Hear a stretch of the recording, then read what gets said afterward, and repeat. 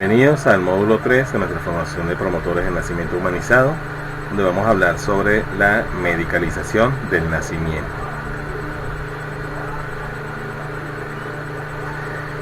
Una de las memorias, podríamos decir, más importantes de la humanidad es el arte. En él queda plasmada no solo la visión del artista, sino también parte del entorno que le rodeó. Aquí podemos contemplar arte egipcio. Lo que queremos resaltar en esta presentación es el cómo se ha mostrado el nacimiento de los bebés, ese momento tan sagrado que es el nacimiento de los bebés, a través de algunas obras de arte que incluimos acá para representar la idea. En este caso, fíjense que la mujer parturienta está en posición vertical, acompañada por otras mujeres, entre ellas lo que podríamos decir que sería la matrona o partera y otras acompañantes que, si nos atrevemos a interpretar la lámina, podríamos decir que serían las dulas o personas que sencillamente fueron escogidas para estar presentes allí. Esta es una cerámica moche de Perú. Fíjense cómo está dando a luz la mujer representada aquí en posición vertical. Podríamos decir que en posición de cuclillas, y allí está en la fase de expulsivo, fase de coronación. Claramente se visualiza una representación a la izquierda de la diosa azteca Tlazolteotl. Si alguien la pronuncia mejor, por favor que me corrija. Y la que está a la derecha, que es una que corresponde, la tuya que corresponde a Pachamama o Madre Tierra, diosa de pueblos autóctonos andinos, también pariendo en la misma posición de cuclillas, también en el expulsivo.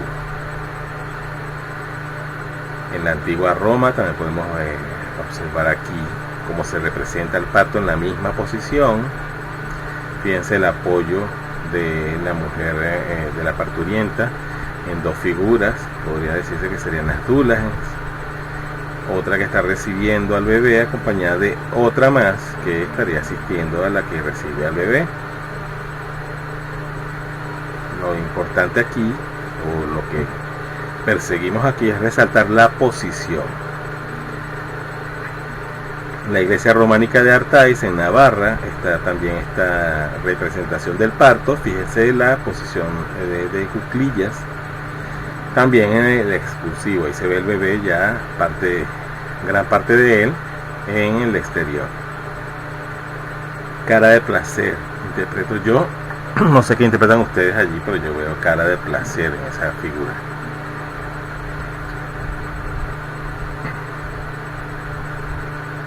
Figura hindú, la culturilla hindú, donde también se plasma la posición vertical, el acompañamiento y el apoyo. Abajo la matrona, aquí en este caso la representaron una figura pequeñita en comparación con las otras,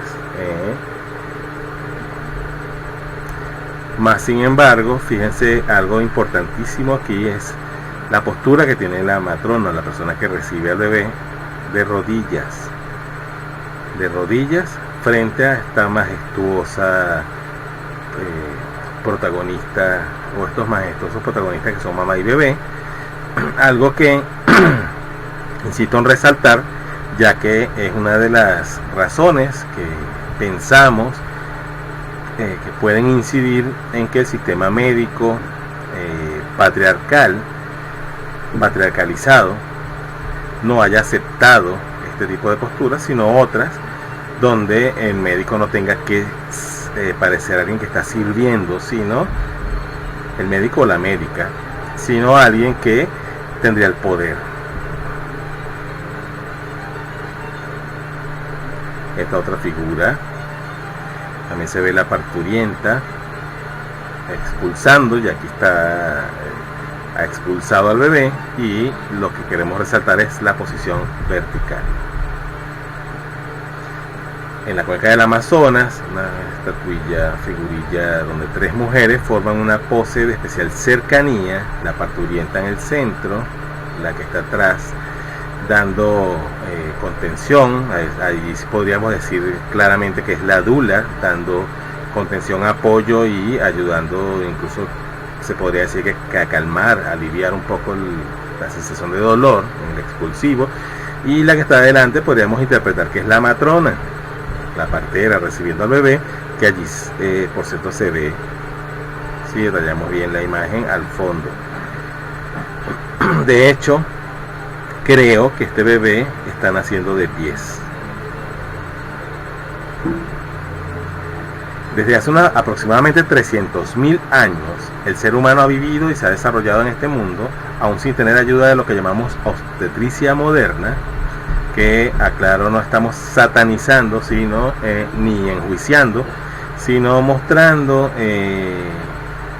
o haciendo énfasis en cosas que han sido relevadas, descartadas, por considerarse poco importantes, podría ser una de las razones, pero que son esenciales, que son vitales a la hora de acompañar el nacimiento de nuestros bebés. Entonces especificamos que en esos 300.000 años que el ser humano vivió sin el apoyo de la obstetricia moderna, que apenas tuvo orígenes a mediados del siglo XVIII, o sea que es una parte muy pequeña de la historia humana en la que los obstetras han estado allí acompañando, más sin embargo, recalco o recuerdo que no lo decimos a modo de juicio, más sin embargo ha prácticamente desplazado la figura protagónica de la mujer y el bebé, dando mayor importancia o relevancia a la hora de acompañar el parto al especialista que está allí al lado de estos, cuando son estos quienes siempre han sido históricamente los protagonistas de tan magnífico evento. No es casual que ocurriera esto y que se patriarcalizara esto. Podríamos remontarnos digamos que a los orígenes, a una historia que podría explicar el origen de la posición el abandono de esta posición ancestralmente natural, que es esta de cuclillas vertical, a la posición horizontal que conocemos hoy día como posición obstétrica. Se dice que el rey Luis XIV o el Luis XIV de Francia dispuso que para poder presenciar él cómodamente el nacimiento de sus hijos, sus mujeres debían dar a luz acostadas, cosa que el rey pudiese sentarse al frente y contemplar, como si se tratara de la primera fila de un cinema donde vamos a ver una película, el nacimiento de sus bebés. Esta postura, aunque se hace más difícil, la postura horizontal, universalizada hoy día y dolorosa, vamos a explicar por qué más adelante, en el parto, pronto se generalizó o se estableció como la convencional, y los médicos franceses, a raíz de esta petición del rey, tuvieron que inventar forceps para evitar algunas de las consecuencias de dicha postura. En poco tiempo, por esto mismo, en poco tiempo se multiplicaron los instrumentos obstétricos y se llegó a creer que el parto siempre era una urgencia que exigía atención médica para que se diese sin complicaciones. Por lo tanto, se comenzó a dar uso a una instrumentación que podría decirse que surgió como una necesidad de las complicaciones que generaba la postura establecida por estas personas, y se le atribuyó una importancia máxima a estas herramientas, ya que incluso se consideró que de no ser por ellas podían perder las vidas de los bebés que estaban naciendo en estos partos. Entre los médicos obstetras conocidos en la época, estamos hablando de los orígenes de la postura horizontal en el parto, se encontraba François Morisot, pido perdón por mi pronunciación de francés. Es un idioma que aún no domino, a pesar de que mi hija de 9 años sí lo hace muy bien. Pero prometo practicar. De todos modos acepto correcciones en cuanto a la pronunciación. El padre de la obstetricia moderna es este señor, este doctor, de lo que conocemos hoy como la obstetricia moderna. Esta posición tumbada, que se llama litotomía o decúbito supino, es importante que se familiaricen con estos términos, ya que son términos que se manejan en obstetricia y que como promotores de nacimiento humanizado debemos conocer y manejar. También mal llamada posición ginecológica. ¿Por qué mal llamada? Porque se supone, según la obstetricia de hoy día, que esta es la posición adecuada. Pero fíjense, si analizan bien la lámina, que la postura se adecua o se presta, se ve cómoda, es para el especialista que se va a situar frente a el área de la vulva, de la vagina de la mujer, no para la mujer, y explicaremos más adelante por qué. Es una posición a la que nos hemos ya acostumbrado y que se ha extendido como la postura del parto. Se caracteriza principalmente por la pasividad a la que se somete, y eso es algo importantísimo a resaltar, ya que es una de las cosas que vamos a hablar. La pasividad a la que se somete a la parturienta en esta posición, a la mujer, ante él o la obstetra. Recordemos que obstetras hay no están definidos por un género, aunque es bien conocido que no favorece la fisiología natural del parto, la posición de cúbito supino o litotomía. Esta es una de las razones, o esta es la principal razón. Al acostar a una embarazada, se ejerce presión del peso del cuerpo y del bebé, del cuerpo de la mujer y del bebé, sobre la vena cava inferior, que la podemos observar allí, detrás de la placenta, donde está el bebé, entre la placenta y la columna vertebral de la mujer, y los vasos sanguíneos de la madre. También se ven presionados por el peso del cuerpo de la mujer y del bebé. Disminuye esto la irrigación de sangre y oxígeno hacia la placenta. Por eso es que una de las razones por las que cuando se verifican los latidos del bebé, puede verse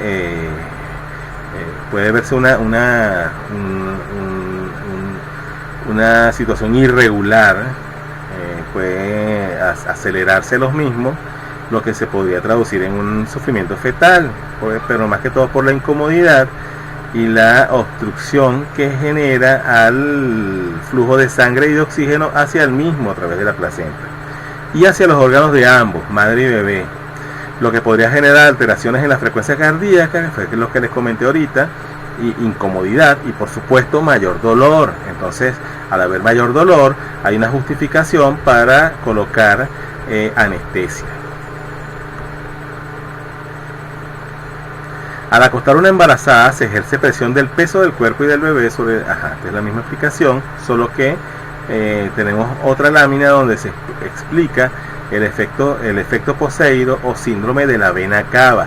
El útero contraído oprime los grandes vasos contra la columna vertebral, como vemos en la lámina. Fíjense que ahí están las flechas indicando, lo que hace que se reduzca el flujo sanguíneo de la madre, con disminución de la presión arterial de la madre, y por lo tanto se aceleren los latidos del bebé, y esto se traduzca en sufrimiento fetal, lo que justificaría no solamente la colocación, el suministro de anestesia, sino incluso una cesárea en muchos casos.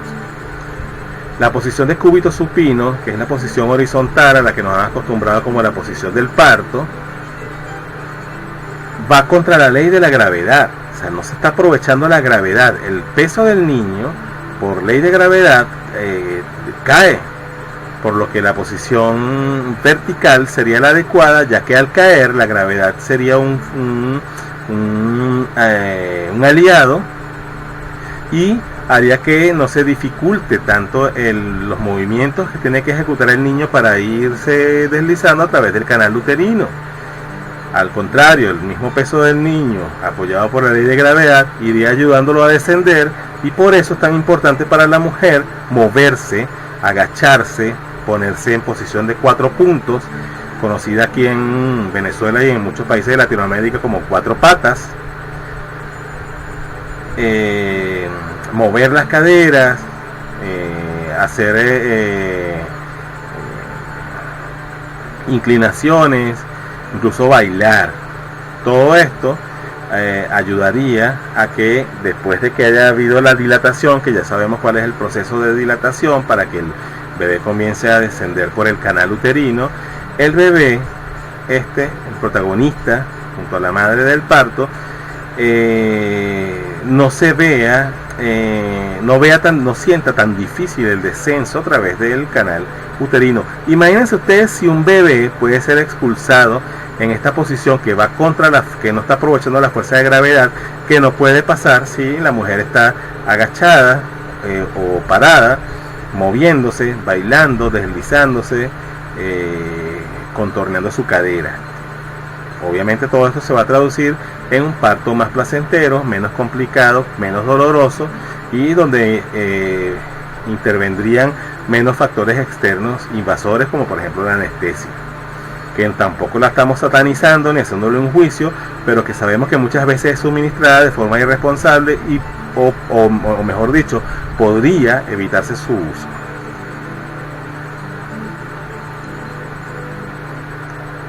La dilatación sería más lenta también en esta posición horizontal. El canal de parto forma una mayor curvatura, dificultando la salida del recién nacido, y exige mayor esfuerzo para empujar al bebé. Además, en esta posición la pelvis se aplana, pues el cóccix se aplasta contra la cama, estrechando la salida pélvica. Vemos, esa es la cabecita del bebé allí en la salida pélvica, lo cual, además de interferir en el parto, podría causar daños a la columna de la madre, o por lo menos más dolor, más molestia. Algunas mujeres que se encuentran tumbadas con las piernas anestesiadas y colgadas aparte sobre los estribos son estas dos laterales que tienen la camilla donde se acostumbra a acostar a la mujer en decúbito supino, pueden sentirse sometidas, inmovilizadas, impotentes y sabemos muy bien que hasta violentadas en muchos casos, lo que generará estrés y producirá una mayor dificultad para la participación de esta hormona del amor, esta protagonista del parto llamada oxitocina natural, no nos referimos al pitocin, gran aliada y principal responsable de un parto placentero.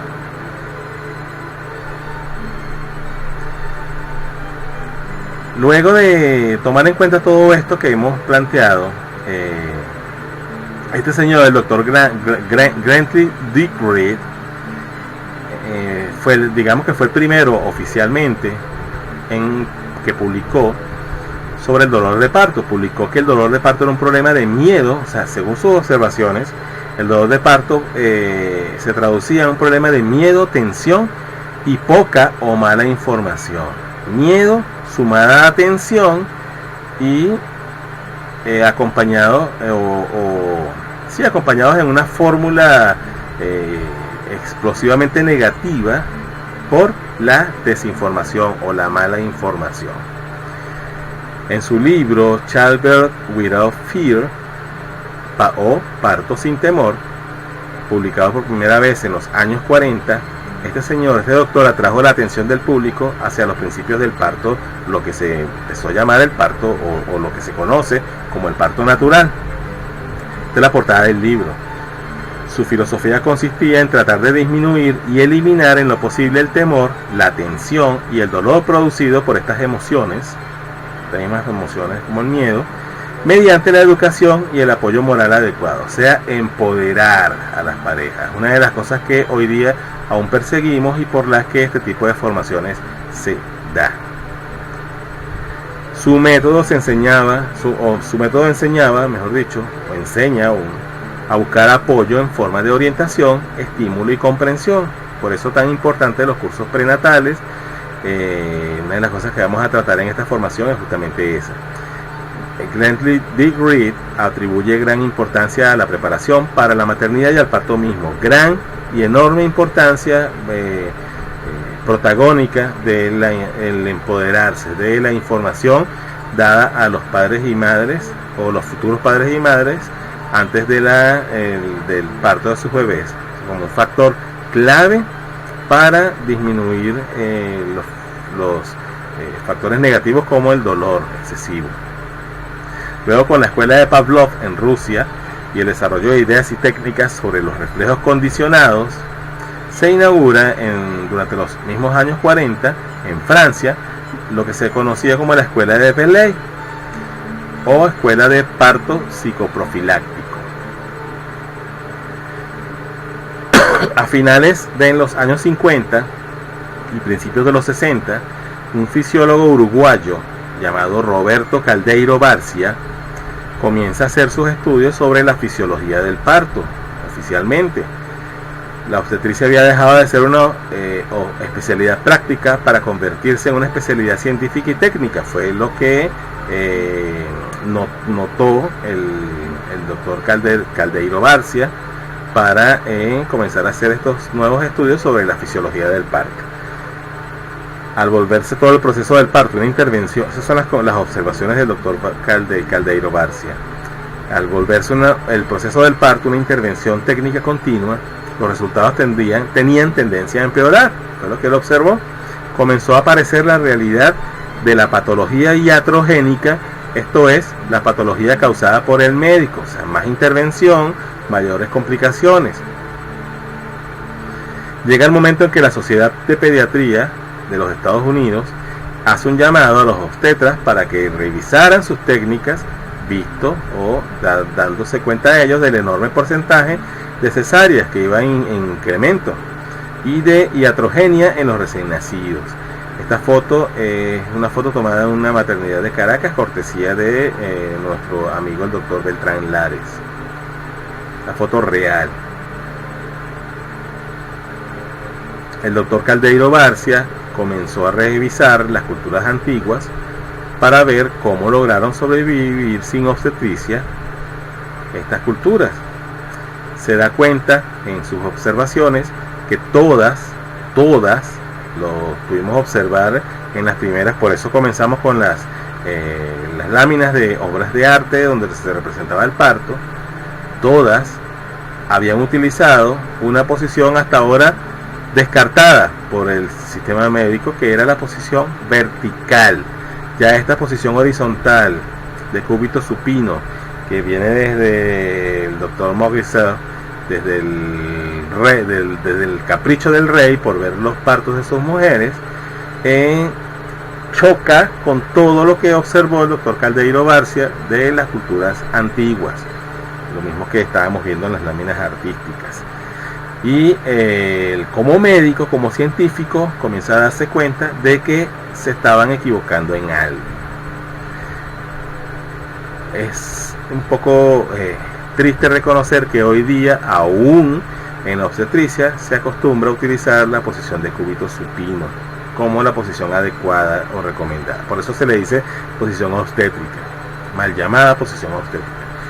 Estos estudios más orientados hacia la fisiología, los del doctor Caldeiro Barcia, hacia lo natural y por ende menos interventores, no fueron bien recibidos, como pasa siempre. Ya sabemos que cuando algún profesional de un gremio patriarcal, o digamos que de un gremio respetable en la sociedad, en la cultura occidental de hoy, se atreve a cuestionar los basamentos de su escuela, normalmente esto es recibido con burla, con risa, y esta persona a veces, en muchos casos, es incluso expulsada del gremio. Ha pasado con el Albert Einstein, ha pasado con el Dr. John Bowlby cuando hizo sus aportes de la teoría del apego, su relación con la escuela de psicología, y recientemente con otros, que por cierto vamos a ver aquí más adelante, otros especialistas que se han atrevido a refutar lo que el gremio médico ha establecido como lo convencional. Colocaban al médico en una posición más pasiva. Estas observaciones de Caldeiro Barcia sobre la posición vertical para parir, con menos posibilidad de intervenir. Un médico arrodillado, eso simbólicamente representa un acto de sumisión, un acto de servicio que muchas veces va contra lo que la arrogancia de algunos, no hay que generalizar, de algunos defensores de la obstetricia moderna o de la medicina en general, promulgan o promueven como lo que debe ser un médico. Entonces, una posición pasiva, arrodillado, agachado frente al acto mágico y poderoso del parto, no era lo que el gremio quería aceptar. Le quitaba parte de su autoridad o de su poder. Es una de las cosas por las que estamos revisando hoy la historia de la obstetricia, de la medicalización del nacimiento, perdón. A finales de los años 60, el doctor Frédéric Le Boyer, otro exiliado de su gremio, obstetra francés, hoy día excluido de la Federación Médica de su país, de Francia, fue el primero en discernir oficialmente en que el niño también era una persona y no el producto, como se le suele llamar en obstetricia, o se le solía llamar en obstetricia, y como tal, como persona e individuo, merecía o merece un buen trato, un trato amoroso y respetuoso. El doctor Le Boyer, en su investigación personal, decidió renunciar voluntariamente a sus funciones y títulos para consagrarse a escribir libros. Muchos otros, sabemos el caso del doctor, del médico pediatra Carlos González, que también refuta algunas de los convencionalismos de su profesión y se dedica a difundir sus pensamientos. Eso mismo hizo el doctor Le Boyer. Hacer videos, hay un video hermoso que lo van a ver aquí en la formación, y propagar la idea de que es posible otro nacimiento que sobrepasa la limitada dimensión médica o la convencional visión de la obstetricia que venía desde Montessori. Este es un enunciado de Le Boyer que sentimos importante resaltar y mencionar aquí. Dice así: cada nacimiento es distinto. Quererlo abordar científicamente es un error. Como la ciencia solo se interesa por los hechos reproductibles, está por su esencia misma alejada de la verdad. Solo es posible aproximarse a la verdad mediante símbolos, parábolas, ya sean cristianas o de las otras mitologías, incluso las que empleaba Freud.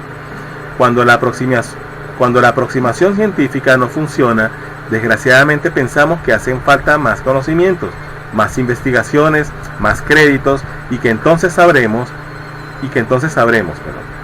Hay que tomar otro camino, otra actitud, otra perspectiva. Hay que considerar que la ciencia solo es verdad entre ciertos límites. Más allá, ¿qué somos? Lo ignoramos. Pero vivimos aún en esta ilusión del siglo XVIII y XIX que pretende que la ciencia podría finalmente explicarnos todo. Frédéric Le Boyer. Su libro, Por un nacimiento sin violencia, escrito en 1976, es un clásico, no ya de la obstetricia, sino de la vida en general, porque el nacimiento, en la mayoría de los casos, no es un asunto estrictamente médico, aunque generalmente tenga lugar en un ambiente hospitalario. Aunque ya sabemos que hoy día también existe o se ha rescatado el parto en casa. En los años 70, el doctor Michel Audin revoluciona la atención al parto. Introduce el concepto de salas de parto como en casa, pongo las comillas, y fue el primero en introducir una piscina de parto en una maternidad, combinando las ideas de la verticalidad, de lo que venía hablando entre otros Caldeiro Barcia, con las de Le Boyer. Ha sido pionero y precursor de lo que hoy día conocemos como parto humanizado, aunque el mismo doctor Audin dice, según sus propias palabras, que más que humanizado debería llamarse mamiferizado.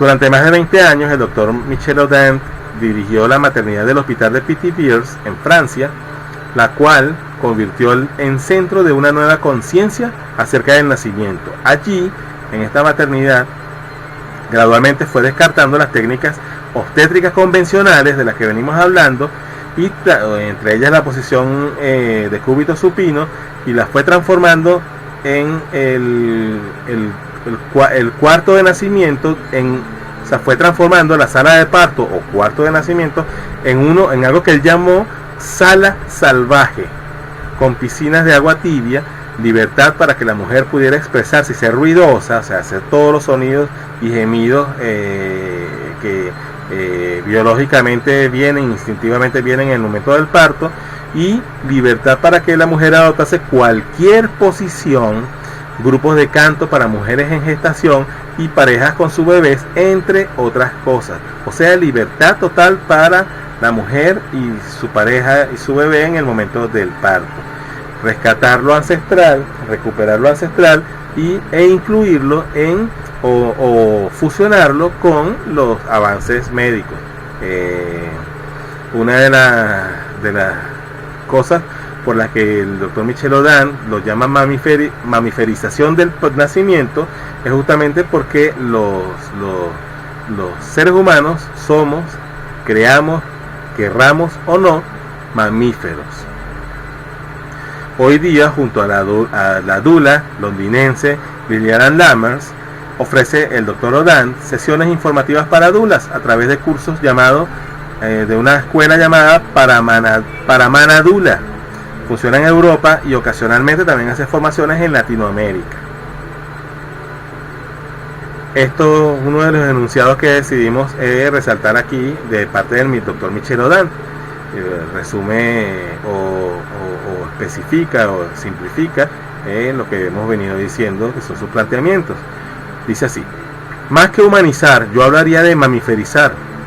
Para que un parto sea fácil, hay que redescubrir las necesidades básicas que compartimos con todos los mamíferos y todas las hembras para segregar oxitocina, esa hormona del amor que hasta hace poco se necesitaba liberar para poder dar a luz.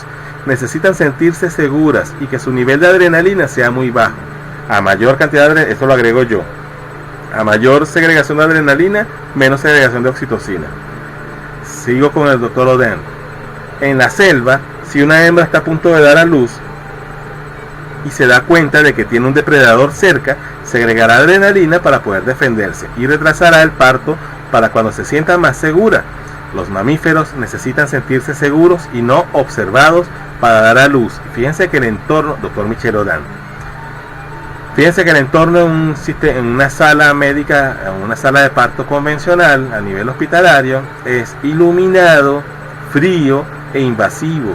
Muchas veces las figuras que están allí no son las que la parturienta desea tener de cerca, sino perfectos desconocidos que además invaden, porque sabemos que no es un secreto, que hoy día y desde hace mucho tiempo para acá, y se sigue haciendo, se hacen tactos invasivos innecesarios en el momento del parto, que podrían verse incluso, o podrían ser percibidos incluso por parte de la parturienta como una violación, como un abuso.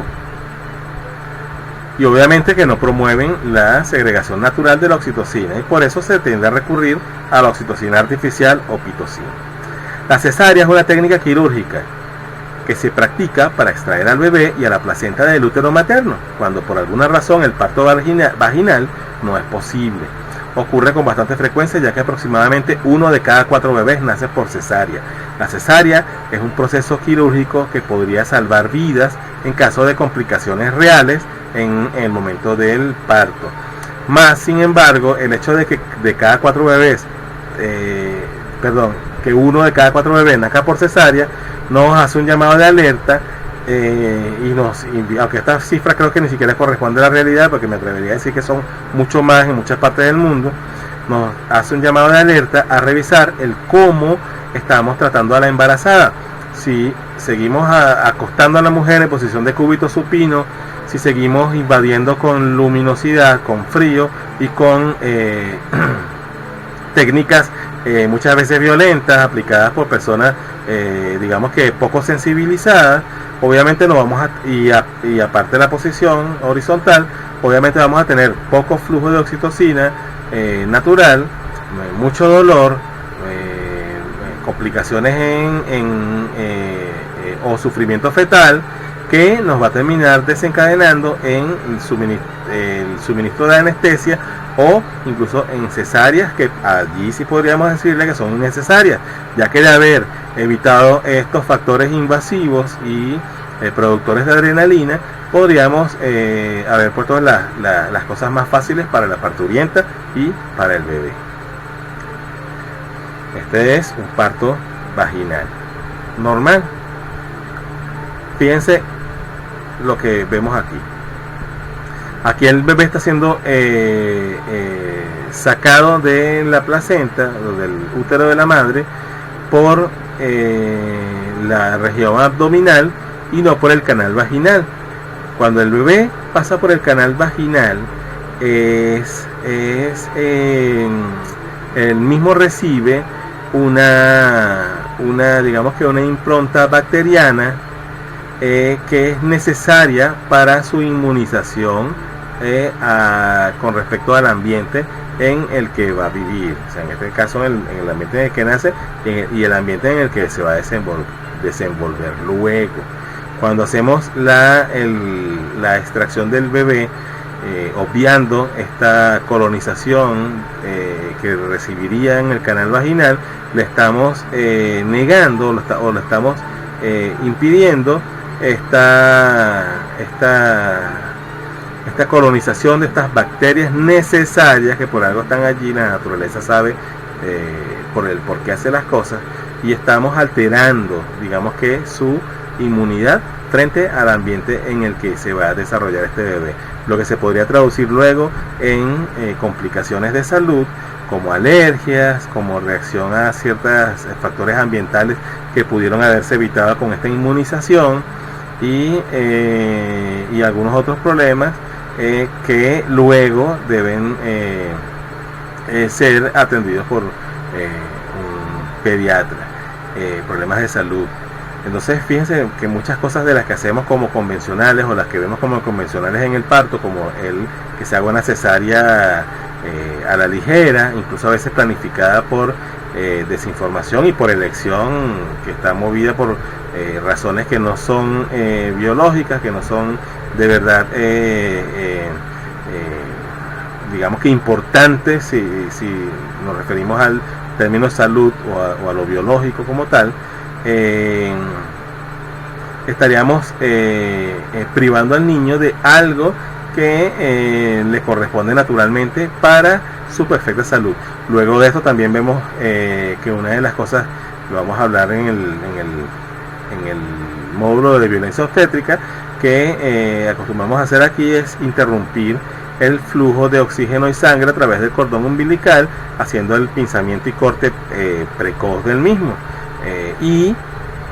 Con la separación, que también es algo que se ha visto como convencional y natural en los partos hospitalarios en muchas de nuestras ciudades, con la separación mamá-bebé también lo estamos privando de otra vacuna, otra impronta necesaria, que es el vínculo y apego, el vínculo afectivo, y ni hablar de la impronta o la vacuna más poderosa y funcional que existe, que es el calostro, cuando también con esta separación se le priva de la lactancia inmediata. Entonces muchas de las rutinas médicas convencionales, eso lo vamos a desarrollar un poco más en el módulo de violencia obstétrica, lo que hacen es privarnos de algunas razones biológicas por lo que el parto se debería dar como se da cuando hablamos de parto natural, y que nos estarían privando de algunas de las cosas que la naturaleza ha puesto allí para nuestro bien, y las ha reemplazado por un ambiente quirúrgico estéril que yo creo que, eso sí, reconozco que es mi interpretación, mi juicio, sería uno de los caldos de cultivos de la enorme cantidad de problemas de salud que tenemos como humanidad hoy día. Las cesáreas pueden ser, esto es un repaso, ya lo habíamos hablado, pero es para que complementemos aquí la información sobre la medicalización. Pueden ser programadas o de urgencia. Las programadas, la razón para efectuarlas se conoce como antelación al trabajo de parto. Incluso es posible establecer previamente fecha y hora de procedimiento según la elección del ginecobstetra o a veces de los padres, cosa que no debería hacerse salvo por decisión personal, pero lo lamentable es que muchas veces se hace por desinformación. y las cesáreas de urgencias que surgen durante el trabajo de parto por complicaciones y que en muchos casos sí son necesarias para evitar no solo riesgos sino muerte de la madre o del bebé. Esto es un extracto que primero lo vamos a leer, luego vamos a citar la fuente. Dice así: existen suficientes estadísticas que señalan que el parto vaginal puede ocurrir sin exponer a la mujer o al feto a mayores riesgos de los normales, en circunstancias aparentemente desfavorables. Por supuesto que para ello se necesita que el médico ginecobstetra o la médica ginecobstetra posea 3 virtudes indispensables: ciencia, conciencia y paciencia. La falta, que repito, para ello se necesita que el médico ginecobstetra posea 3 virtudes indispensables, no negociables: ciencia, conciencia y paciencia. La falta u omisión de una de ellas se presta para que el acto médico tenga visos antiéticos o lo sea francamente antiético. Por eso conviene reflexionar sobre la responsabilidad ética que cabe a las escuelas de medicina formadoras de especialistas en ginecobstetricia. Educar al aspirante en la escuela facilista, no lo estoy diciendo yo, ya van a ver de dónde viene este extracto. Educar al aspirante en la escuela facilista, es decir, la cesarista, insisto, no lo estoy diciendo yo, no son mis palabras, haciendo abstracción de la totalidad de conocimientos, recursos y habilidades que debe poseer un obstetra de verdad, es una farsa, un engaño. Con mucha frecuencia se apela a la cesárea para esquivar el compromiso profesional que representa la operatoria vaginal, cuando se trata de un caso fuera de lo común. No hay duda de que el especialista, y aquí las comillas la pone la fuente, especialista, así entre comillas, también está así en la fuente, trata de ocultar su incapacidad técnica con la espectacularidad que acompaña al acto quirúrgico abdominal. Esta es una acusación muy fuerte, una advertencia muy fuerte que es tomada de este texto, Obstetricia y Ginecología, de Botero, Jubis y Henao. No estamos hablando aquí de un libro escrito por parteras, escrito por defensores del parto humanizado. No, esto es un texto básico de obstetricia y ginecología. Sin embargo, en la introducción, este texto se les va a hacer llegar en el material del módulo para que lo tengan ustedes completo y puedan extraer esto directamente del libro. Se hace esta advertencia que parece que viniera de un activista por el parto humanizado y que viene de un texto básico de obstetricia y ginecología. Esto me parece que es de una importancia enorme, porque aquí estamos viendo de forma obvia que en los mismos textos básicos de formación se advierte de no caer en la irresponsabilidad y en la poca ética de ser cesarista por facilidad o por razones que no tengan que ver con el salvar vidas. Cesarista, el término lo pone los mismos autores del libro. Entonces, con esto no hay, o digamos que sabemos que ya no habría una justificación para decir que en la formación la parte ética se pasa por alto. Al contrario, se habla con mucha claridad y se le da incluso se hace una acusación utilizando comillas que son bastante acusadoras directamente desde los textos básicos de formación. Entonces la intervención irresponsable y el no abrirse como profesional o no digamos que reconocer que algunas de las intervenciones de las rutinas médicas obstétricas son innecesarias, y no solamente innecesarias sino muchas veces irrespetuosas y hasta violentas.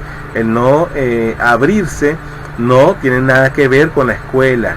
La escuela en el fondo, a pesar de que sí está todavía, digamos que podríamos decir que estaría muy estructurada aún y podría pecar de rígida en muchos aspectos, sin embargo los factores éticos están allí presentes, y las advertencias de no pecar en la ética, están allí presentes en la formación. Cosas que no deberían hacerse y que sin embargo se hacen en la medicalización convencional occidental del nacimiento. Separar a mamá y a bebé. Sabemos muy bien que cuando se separa mamá y bebé, lo acabamos de mencionar hace un rato, se está privando no solamente del vínculo natural, del apego necesario entre cualquier mamífero y sus cachorros al momento de nacer, sino de también el suministro de lactancia materna inmediato a que tiene derecho cualquier bebé recién nacido, y que no solamente tiene derecho, sino que sabemos hoy día que tiene enorme cantidad, y lo vamos a ampliar en el módulo de mamiferizando la lactancia de esta formación, enorme, pero enorme, y resalto la enorme cantidad de beneficios para el bebé y para la madre, y como vamos a desarrollar en uno de nuestros módulos, también para el padre, cosa de la que se habla muy poco hasta hoy día. Entonces, separar a mamá y bebé no solamente dificulta esta lactancia inmediata, sino también la vinculación, que es importante. Fíjense que una de las cosas por las que muchas mujeres que viven el proceso de la cesárea sienten en el fondo una culpa y una especie de sensación de no sentir nada por su bebé, de no querer a su bebé, pero muy pocas se atreven a confesarlo, y de hecho de allí a una depresión postparto hay muy poco, y sin embargo esto se facilita, el que suceda esto, por esta separación. Se ve como normal eso que aparece allí, un retén donde los bebés están solos, están tranquilos. ¿Saben por qué? Porque se les ha suministrado solución glucosada que los adormece, lo mismo que pasaría con nosotros adultos si se nos suministra una sopa pesada, como en Venezuela conocemos una que se llama mondongo, que se hace con estómago de res, que nos deja así como están estos bebés, noqueados, sedados, y por eso la tranquilidad. Y esto es lo que se nos ha, así como la posición de cúbito supino se ve como la posición natural de parir, sabemos que no lo es, eso también se nos ha establecido en nuestro subconsciente o en nuestro inconsciente colectivo como lo natural, y no lo es. Excluir al padre, sabemos que hoy día en el parto hospitalario del papá muchas veces se le veta la entrada no solamente al parto, sino también a el vínculo, al apego con su bebé inmediato. Papá también tiene derecho, pero esto lo vamos a desarrollar con todas las propiedades del tema en el módulo Mamiferizando la Paternidad. Lo importante aquí es que hoy día uno de los problemas de los que se habla mucho es de la supuesta paternidad irresponsable, que sabemos ya y nos consta por experiencia personal, profesional, que detrás de esta supuesta irresponsabilidad, detrás de esta supuesta paternidad digamos que incompleta o negativa, que a veces es hasta violenta, lo que hay es una desconexión, porque no se le permite al hombre, se le permite mucho menos el establecer un vínculo y un apego con su bebé. Lo ideal sería que si mamá por razones de cesárea, intervención quirúrgica, no pudiera tener inmediatamente al bebé pegado a ella, por lo menos el bebé tuviese el derecho, la bendición de contar con la cercanía, la presencia, el contacto físico de su progenitor, de su papá, que también es una voz conocida y un olor con el que el bebé se va a identificar y va a sentir seguridad, protección y bienestar. Obviamente sabemos que el contacto con papá no reemplaza el contacto con la madre, que es la figura primaria de apego, la figura que conocemos desde que estamos en el vientre, la principal voz, el principal olor y sabor. Más sin embargo, vendría a ser la figura secundaria de apego, es preferible papá que una cama o que un desconocido. Rutinas médicas innecesarias. Hablamos en el módulo de violencia obstétrica, las vamos a analizar una por una, pero podríamos irlas nombrando. Está la episiotomía, que no siempre, de hecho prácticamente nunca es necesaria hacerla. si la mujer estuviese en posición vertical, con oxitocina natural, en movimiento constante, y también si se hubiese recomendado en la preparación al nacimiento el masaje perineal, es muy probable que el desgarre fuese en el momento del parto fuese nulo o muy pequeño y podría dejarse cicatrizar sin necesidad incluso de suturar. Más sin embargo, la episiotomía ha sido está establecida como una rutina del parto, se hace de una vez sin preguntar, y vamos a verlo en el módulo de violencia obstétrica, la enorme cantidad de contraindicaciones que hay sobre ella. Sin embargo, se sigue aplicando. El suministro de anestesia también muchas veces es totalmente innecesario, y bueno, lo vamos, como les dije, lo vamos a desarrollar en toda su extensión en el módulo próximo que habla sobre la violencia obstétrica. Las cesáreas innecesarias, que ya sabemos que hay muchísimas razones de peso para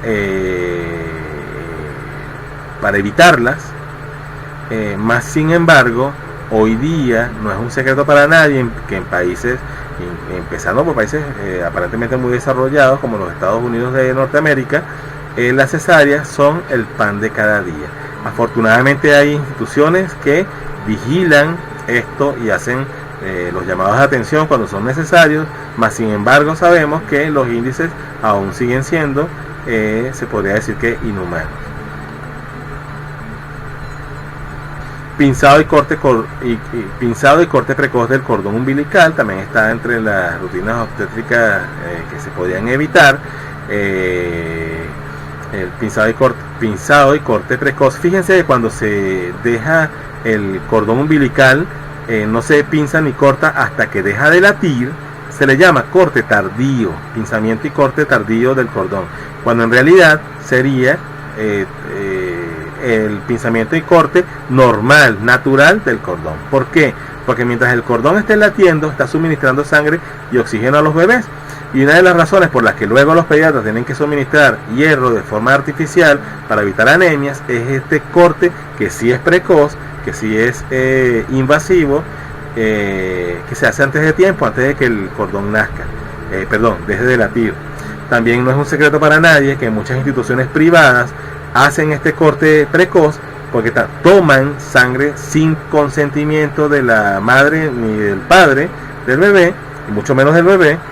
Toman sangre con hierro, de esta que en realidad le pertenece al niño y que tendría que ser recibida por el niño. La toman en unas muestras, en unos tubos de ensayo, en unos recoge muestras, para comerciar con ellas, con este negocio que se ha proliferado en nuestro mundo con las células madre. De allí toman para lo de las células madre. Lo hacen, y lo he visto con mis propios ojos, lo hacen sin consultar a la familia y lo venden, porque esto no es un regalo que se le hace a las compañías que trabajan con lo de las células madre, y sabrá Dios cuántas otras cosas. Lo negocian. Entonces, por eso una de las cosas que nos tocó ver en este módulo es el negocio del nacimiento. Hay muchísimas cosas que no solamente se hacen, y por eso resalté el enunciado introductorio del libro de ginecobstetricia, donde se habla de la ética, porque no es un secreto para nadie, y quienes estamos aquí, muchos de nosotros, yo estoy seguro que muchos de ustedes, y me gustaría escuchar sus experiencias en las conclusiones que van a enviar sobre el contenido del módulo, saben de este tipo de abusos, porque son abusos que se hacen en nombre de el negocio, en nombre de la comercialización, a veces no autorizada, generalmente no autorizada, que produce beneficios a espaldas de los padres, mejor dicho, amparada en la desinformación de los padres, produce beneficios a algunos profesionales de la salud. Y responsablemente hago esta observación. Cosas que sí deberían respetarse y hacerse: el apego precoz o apego natural. Apego precoz, que yo preferiría llamar apego natural, porque de precoz no tiene nada. Se le dice precoz porque está reemplazando a la acostumbrada y a lo que nos han enseñado que es lo normal. Hago el énfasis allí, que es la separación. Entonces en realidad sería un apego natural. A cualquier mamífero, cuando nacen sus crías, si le alejamos a las crías, cuando se las volvamos a dar, la mayoría, podemos hablar poner un ejemplo que está cerca de nosotros, como los perros y los gatos, que son animales domésticos muy comunes. Si no se lo ponemos de inmediato, si no se lo dejamos allí, si no lo separamos, lo desconocen y pueden incluso rechazarlo.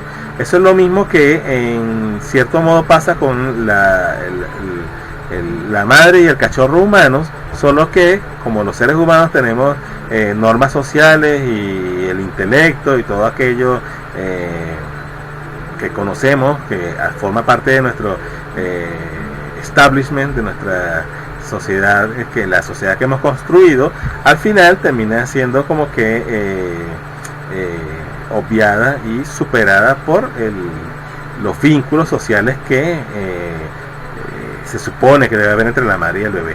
Más sin embargo, emocional y psicológicamente sigue operando como operaría en una mamá loba, en una mamá tigra o en una mamá gata o perra.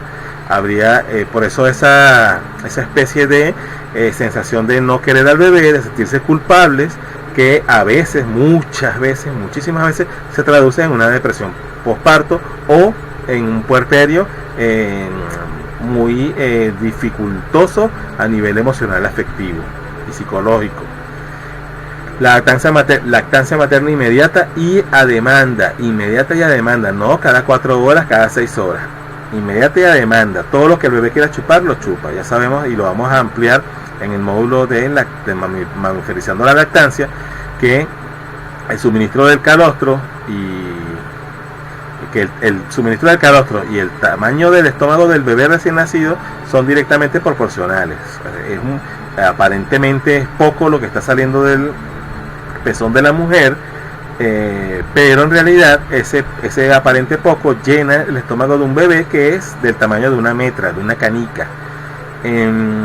Muchas profesionales, y lo he visto con mis ojos, por desconocimiento pinzan o pinchan con los dedos el pezón de la madre, y al no ver que sale un chorro de leche, que no va a salir porque lo que está segregando en ese momento es calostro, dicen y decretan que esa mujer no produce leche y recomiendan el suministro de fórmula artificial. Eso es ignorancia, eso es desconocimiento, y cuando los profesionales lo hacen, actúan en nombre de este desconocimiento, sabemos que es porque en las escuelas de medicina, en las escuelas de enfermería, no se da prácticamente nada de lactancia materna, se da muy poco y por encima, y los profesionales de la salud que saben sobre lactancia materna, que defienden la lactancia materna, lo hacen o porque son madres y aprenden por su propia maternidad la importancia de la lactancia, o porque por razones que sea se especializan por su cuenta o haciendo cursos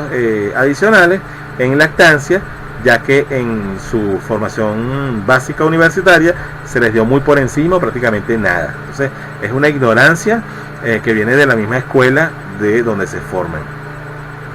La vinculación del padre, ya hablamos en los no hacer, y también adelantamos que lo vamos a desarrollar porque hay un módulo específico para esto, que es mamiferizando la paternidad.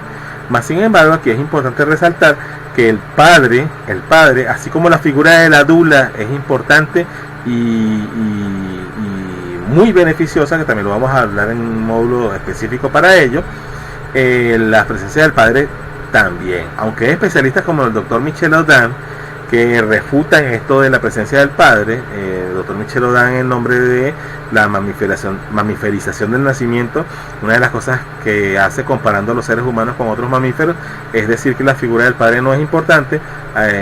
Nosotros, desde nuestra experiencia profesional, desde nuestras propias experiencias de acompañamiento, hemos visto lo beneficioso que es que el padre esté, no solamente para este mismo hombre que se va a vincular de una manera diferente con su bebé por haber estado presenciado la preparación y el momento del parto y estar allí en el posparto, sino para la mamá, que se siente complementada, apoyada, y que esto sería digamos que el cierre ideal, ya que sabemos que el nacimiento del bebé es la culminación del acto sexual. Obviamente, y es una de las cosas que vamos a desarrollar en el módulo de la paternidad, el estar el papá en el parto no es suficiente. Si hay cosas no resueltas, si hay cosas que no se sanan, esto también se puede traducir en un abandono. Y el abandono no quiere decir solamente el abandono físico. O sea, el papá muchas veces se queda, no se va, no se desentiende de la paternidad, más sin embargo no está porque no se conecta emocionalmente con sus bebés, con sus hijos. Esto tiene un origen y una razón de ser. Pero lo que quiero aquí dejar claro es que papá esté en el parto no lo es todo, pero sí es un buen trecho de camino que obviamente es necesario. Aunque ya sabemos que si papá no está en el parto, pero después sana lo que tiene que sanar y establece una vinculación sana, afectiva con sus hijos, puede trascender el no haber estado en el nacimiento de sus bebés, ni siquiera en la preparación, y a través del amor repararlo y crear un vínculo mucho más sano que algunos papás que sí están en el parto, que sí acompañan en el parto, pero después no continúan el proceso de vinculación o no se atreven a sanar los aspectos no resueltos, y esto también suele causar distanciamientos emocionales, afectivos y psicológicos con respecto a sus parejas y a sus crías. Lo que quería dejar claro es que hay un mito de que si papá está, ya de una vez eso es una paternidad responsable, y no, hay otras cosas que deben trabajarse luego y que no necesariamente están vinculadas con que el papá esté o no en el parto. Hay papás que no están por razones, las razones que sea. Una es que en el sistema médico convencional, el sistema ginecobstétrico convencional, al papá se le excluye muchas veces de la sala de parto, no solamente de los quirófanos, sino también de la sala de parto. Pero estos hombres, en su propia paternidad, en su propio ejercer de la paternidad, pueden sanar esto y trascenderlo de una manera increíble. Todo esto lo vamos a desarrollar luego en el módulo que tiene que ver con el tema. Este recordatorio de no a la violencia obstétrica, una lámina hermosa que me gusta, porque fíjense que aquí está satirizada un poco, ¿no?, la figura o lo que se representa según en cuanto a la violencia en general, y yo lo quise colocar aquí con respecto al tema de las cesáreas innecesarias elegidas por desconocimiento o a veces por falta de ética, donde el principal mensaje simbólico que genera esta lámina es que una de las cosas o lo principal que está detrás de la violencia y de este no aceptar la mamiferización o humanización del nacimiento es esa postura egocéntrica del sistema médico. No estamos generalizando o individualizando las responsabilidades, sino que hablando a nivel general del sistema médico, de no ceder, no aceptar que la madre y el bebé son los verdaderos protagonistas y que la mujer tiene el poder para parir, y contrario a esto, poner el parto como que es algo que solamente el formado en la universidad es el que sabe lo que hay que hacer y lo que no hay que hacer. Entonces, rescatar los instintos, rescatar lo esencial y reconciliarlo, claro, por supuesto, con los avances de la medicina sería el ideal final, o uno de los ideales finales. Esta lámina habla por sí sola. Esto es un parto en casa. Miren a ese papá, yo la quise incluir, miren la cara de la mamá. El bebé está llorando allí, pero está en su entorno ideal, que es el regazo de su madre. Las personas que están allí no están invadiendo. Se ve que está la matrona. Ahí se ve el señor que está al frente. Parece que, según lo que yo vi en el álbum, lo vi completo, es de Photo Cabinet, una fotógrafa, creo que es puertorriqueña. Creo que es el ginecobstetra, y la otra señora es una matrona, y la dula que está dándole ánimo o enternecida con el papá que está llorando de amor. Esto es justamente siento que es lo que perseguimos todos los que estamos aquí en este tipo de formaciones. Para cerrar el módulo, una frase universal del doctor Michel Odan, que creo que resume lo que hemos hablado, o incluso todo lo que vamos a tratar en la formación, que dice: para cambiar el mundo hay que cambiar la manera de nacer. Yo me atrevería, o me atrevo, Janet y yo lo hicimos hace un tiempo en un enunciado, un comunicado que hicimos, agregarle a esto y también la manera de criar y la manera de educar. Pero ya con esto hay un gran trecho. Cambiando la manera de nacer ya tenemos un gran trecho avanzado. Frase memorable del Dr. Michel Odan, que les dejo como reflexión. Muchísimas gracias por acompañarnos en este módulo, espero que lo hayan disfrutado y recuerden verlo cuantas veces lo consideren necesario y mandar sus impresiones a través de esta misma vía por donde les llegue. Un abrazo inmenso de parte de Janet Ibima y de Elvis Canino. Gracias.